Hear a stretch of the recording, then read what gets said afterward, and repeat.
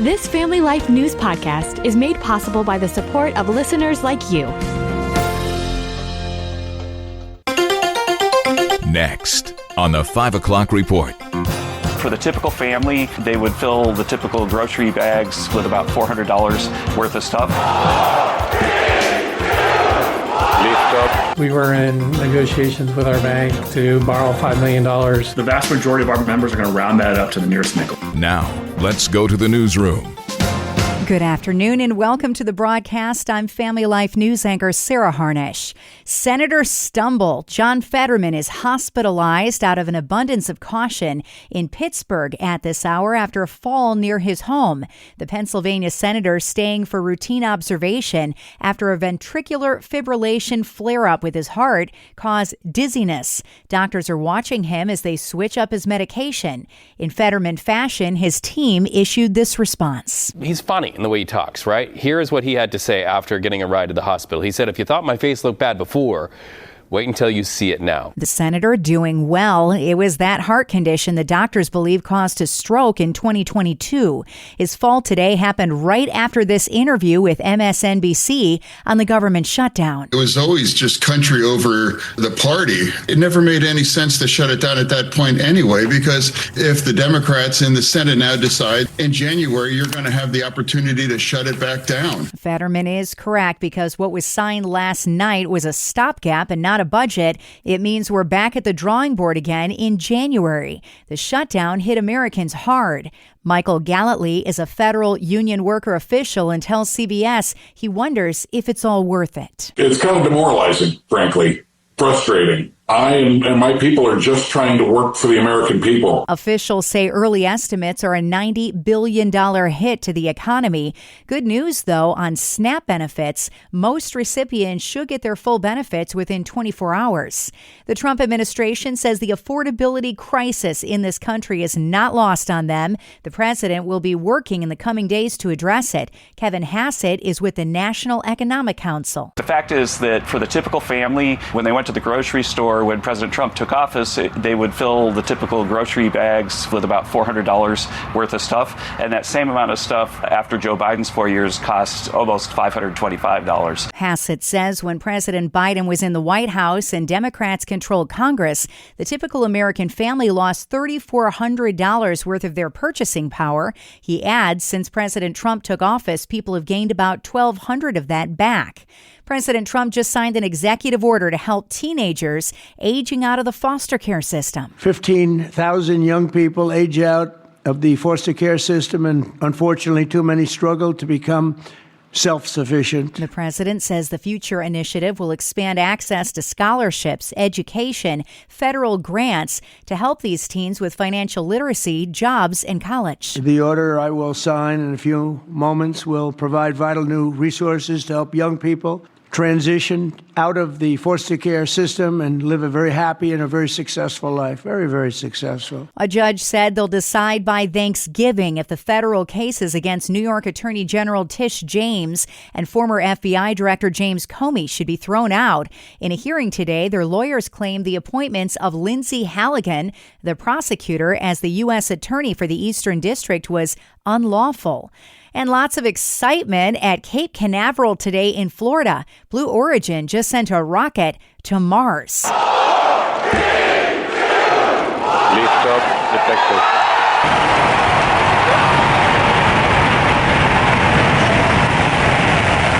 It is the rocket's first big test. They're conducting an 11-month mission. No humans aboard, but 2 NASA satellites were. Still to come on the 5 o'clock report, reaction from schools after the Pennsylvania budget is signed. No marijuana in that bill, and all electric is on hold in New York. Those stories after weather. I'm Kevin Williams, and here is your Family Life regional weather forecast for tonight. Across much of Pennsylvania, just partly cloudy. Across much of New York, a lot of cloud cover with a rain or snow shower and low temps near 30. Tomorrow, some sun in Pennsylvania, more clouds in New York, a bit of snow, some snow showers, especially early in central New York. High temps, mid-30s to the mid-40s. Saturday, some early sun, then clouding up. High temps, mid-40s to low 50s. Leftover showers and falling temperatures on Sunday. Thank you, Kevin. Check out the stories where you live across New York and Pennsylvania.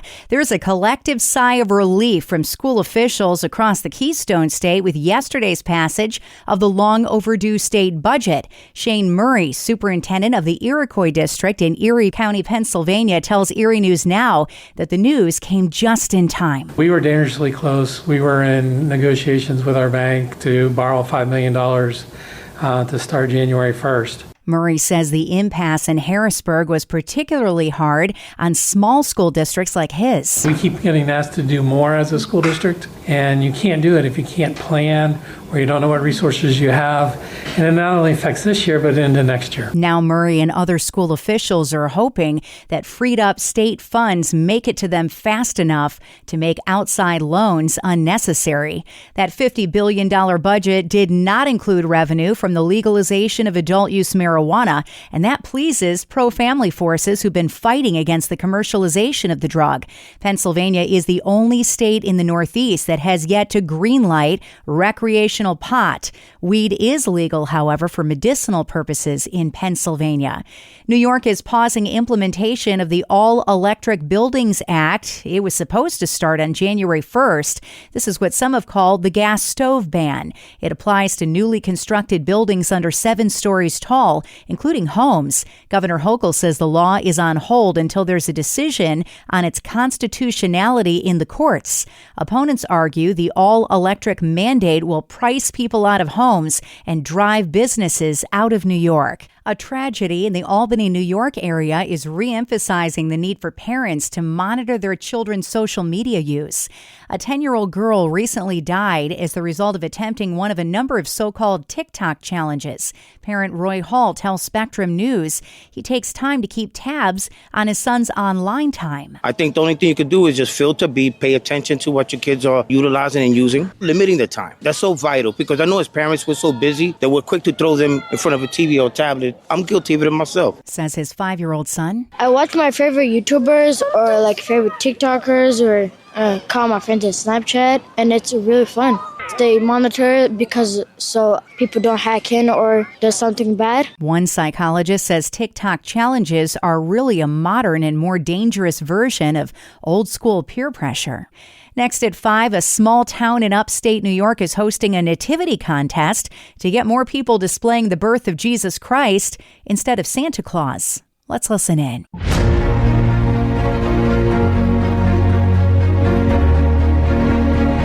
This is Faith Under Fire. We take you straight to the voices on the front lines of religious battlegrounds. I'm news anchor Sarah Harnish, and with me today, facilitator of the group What God is Doing, Casey Jones. We're talking getting back to the root of Christmas.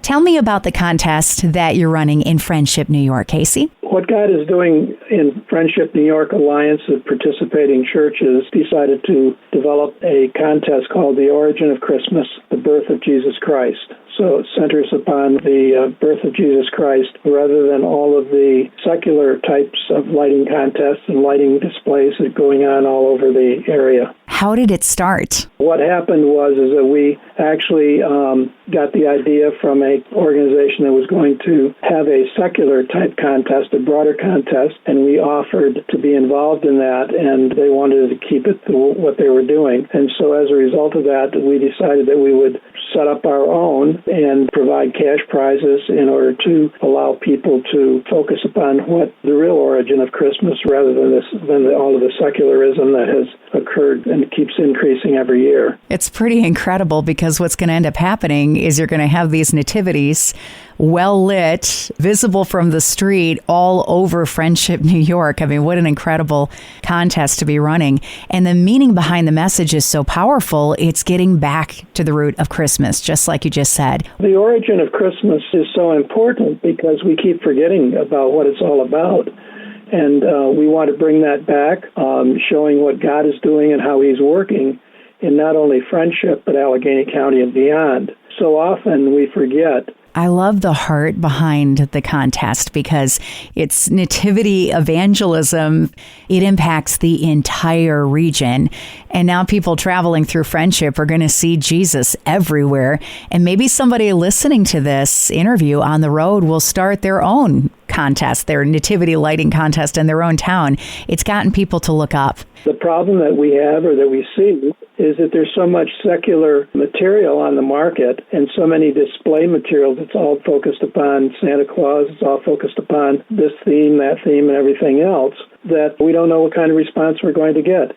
In fact, when we put up our nativity scene last year, and it's a large nativity scene, it's a life-size, we had a hard time finding anyone that was producing them that we could use. And so as a result of that, we went around and around for probably a month trying to find something that was acceptable in order to even put up. It's kind of sad, the place that we've gotten to, but these kinds of actions are what shift the dialogue and what change the focus for the people in the Christmas season. Well, I think that God has put that on my mind and on my heart. I think that the whole aspect of working together, doing things together, is really all about unity of the body. We need to be welcoming people. We need to be inviting them in. We need to be showing them who Christ is, and to serve really as the hands and feet of Jesus. In order to do that, we need to step back and see what is it that we're really doing, how are we doing it, and are we doing it well? Learn more on Facebook at What God is Doing in Friendship, New York. You can subscribe, listen to, and share Faith Under Fire and all of Family Life's original podcasts at Apple Podcasts, Spotify, YouTube, or at familylife.org. Debt can feel like a normal part of life, but Scripture reminds us it's a form of bondage. Hi, I'm Rob West with today's Faith and Finance Minute. Proverbs 22:7 tells us the borrower is slave to the lender. When we take on debt, we're tying tomorrow's resources to yesterday's choices. That doesn't just create stress, it limits our ability to say yes to God's opportunities today. Every monthly payment to a lender is money that could have been used to bless someone in need, invest in kingdom work, or be saved when an emergency happens in the future. While some debt may be unavoidable at times, we should approach it with caution and prudence. The less we owe, the freer we are to use God's resources with open hands to bless others and advance His kingdom purposes.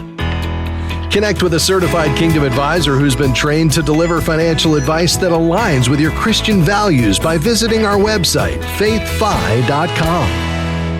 Coming up on the 5 o'clock report, the last 5 pennies ever minted will go up for auction soon.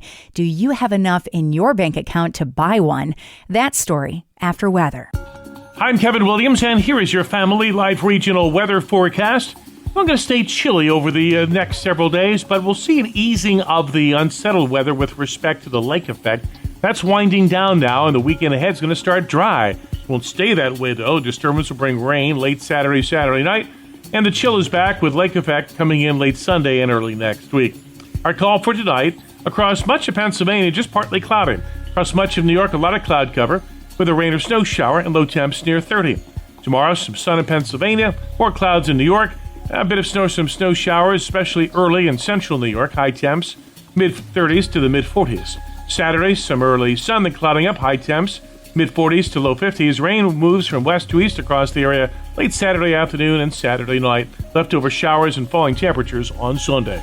All right, Kevin, finally at 5, Philadelphia for the win. U.S. Treasurer Brandon Beach minted the final 5 pennies in PA on Wednesday. We're saying goodbye to the penny today. Beach says you'll continue to see pennies for quite some time, though. It's still legal tender, and we have over 300 billion of them in circulation. Businesses are already starting to adjust. We're going to have a moment of mourning. Some beginning to change the rules to prepare. Let's say that you go to a store and the cost is $5.53. You're paying in cash. Yep.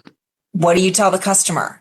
So right now, the vast majority of our members are going to round that up to the nearest nickel. Yeah, that next purchase could cost you 4 cents more. The final 5 pennies were stamped with a special Omega mark, and they will not go into circulation, but will be auctioned off instead. Collectors say they may go for $2 to $5 million each because they complete a coin set for those that have every penny since they began minting in 1793. And that's the world that we live in for Thursday, the 13th of November. I'm Sarah Harnish, and this is the 5 o'clock report on Family Life. Thank you for listening to this Family Life News podcast. If you've been encouraged by what you've heard, please share it with others and click the subscribe button to automatically receive future episodes. Family Life is a listener-supported ministry. Podcasts like this are made possible by your financial partnership. Find out more at familylife.org.